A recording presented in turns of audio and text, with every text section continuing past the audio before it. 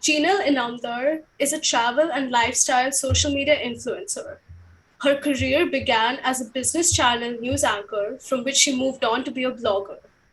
We are here now to know more about her journey and to get an insight into her as an individual. So, hi, Jinal. Welcome to our podcast. Hi, Glory. Thank you for having me. We're very glad to have you. So, just to get right on track, we would like to know more about your new venture, Talking Travel. Can you share how you came to start it? Okay, so Talk and Travel is more like a passion baby. I have been wanting to start something of my own for quite some time now, for about a few years now.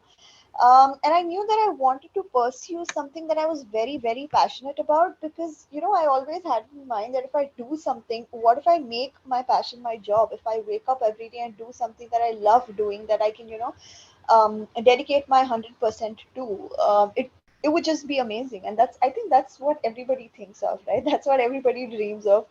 But not everybody really takes it seriously because people have apprehensions about अरे ये तो hobby है इसको थोड़ी कर सकते हैं अरे दैट इज अ पैशन इसको थोड़ी कर सकते हैं as a job this can't be continued etcetera for whatever x reasons but I always had it in my mind that I want to convert my set of skills that I have, which is videography, photography, anchoring, stuff like that, into something that I can do day in and day out. And that's where I thought, okay, I just sat down one day, put my skill sets together. I just thought of what am I good at? What is it that I can do to make a living out of? And I said, okay, I can shoot videos, I can document, I am a storyteller, so I can tell stories, and I love traveling.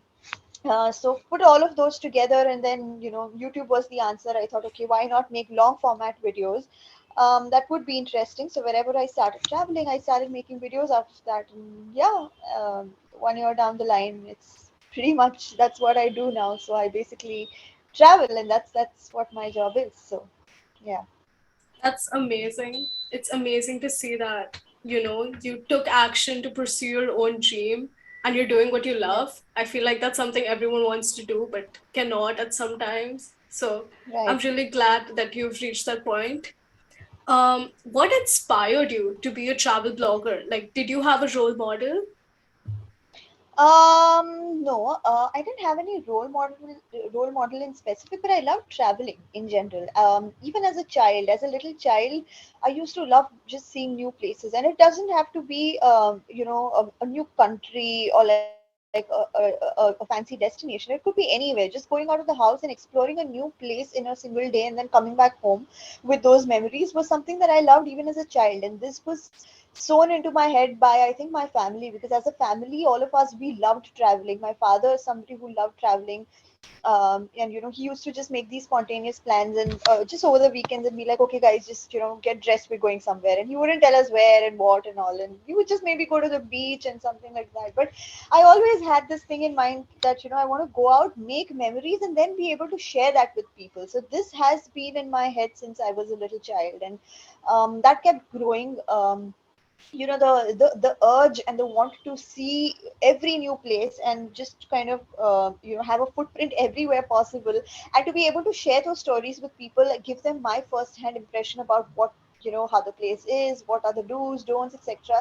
This is something that really really drives me. It's been driving me for years now. So I said, okay, travel is something that I should pursue. In fact, there have been a lot of people who've well wishers who've always said that, why don't you do more lifestyle or more fashion or stuff like that. But I've always been very, very heavily inclined towards travel. I feel like it not just interests me, but I also feel like it helps me learn a lot of things in life.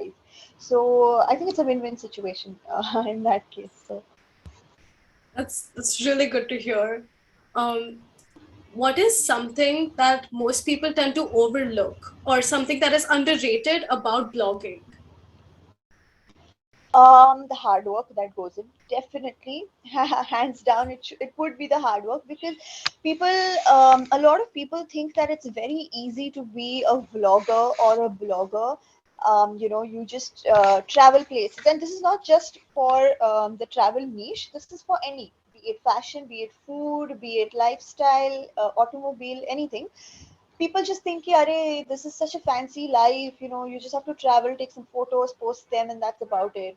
But you don't see the amount of hard work that goes behind it. And I almost feel like laughing when I try to explain this to people, that it's hard work, because people never, and I get where they come from. People don't understand the fact that if you're traveling, like, what's the hard work in that? Matlab, what's the big deal? That's something like taking a vacation, but that's not how it works. When you are there for work, and when you are a full-time blogger, all that's running in your mind, at least for me, in my case, I can speak for myself, that all that's constantly running in my head is, this shot needs to be this way, that shot needs to be. So even when I'm traveling, all that I'm constantly thinking about is how my video is going to turn out.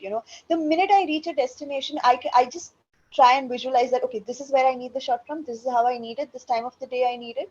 So these kind of things running. And apart from that, just the technical hard work that one puts into just creating content, because there is so much competition out there. Everybody is a content creator in some way or the other, at least in today's age and life. Be it millennials, be it from the Gen X, anybody, there are people who are creating content in some way or the other, especially after the pandemic. Everybody's had a lot of time on hand to be able to create something from their homes, and put out something nice.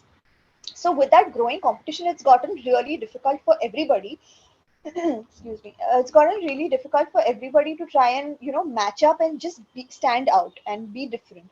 So that in itself is a challenge, to kind of be different from there, from everybody, to give information that is not out there already. And yeah, and like I said, the technical difficulties, like for example, I can tell you from my shoots, this is what happens is, the days I'm traveling, I wake up usually at, say, 5 a.m., sometimes even 3:45, 4 a.m. If you see my stories while I'm traveling, you'll know this. But I wake up at 3:30, 4 o'clock sometimes, just to catch a sunset, just to get those shots. And people don't understand that, because when they see the video in the end, they see a beautiful sunset, but then they don't know what's going behind that. There are days I sleep at 2 or 3 o'clock, and then I wake up in an hour's time, just to get those shots at the right time, because the lighting is everything, and time is not going to wait. It's just going to keep going as it is, and you have to adjust to the timing and the place and all of that. That's great. That's great advice. I feel like this whole podcast was a little push that someone can use, A like, little TED talk. exactly. It was like a little TED talk. Now they have a push in their life, and I hope they pursue what they like. I hope so too. Yeah. Yeah. Thank you. Thank you so much. Thank you, Glory. Thanks for having me. Bye bye.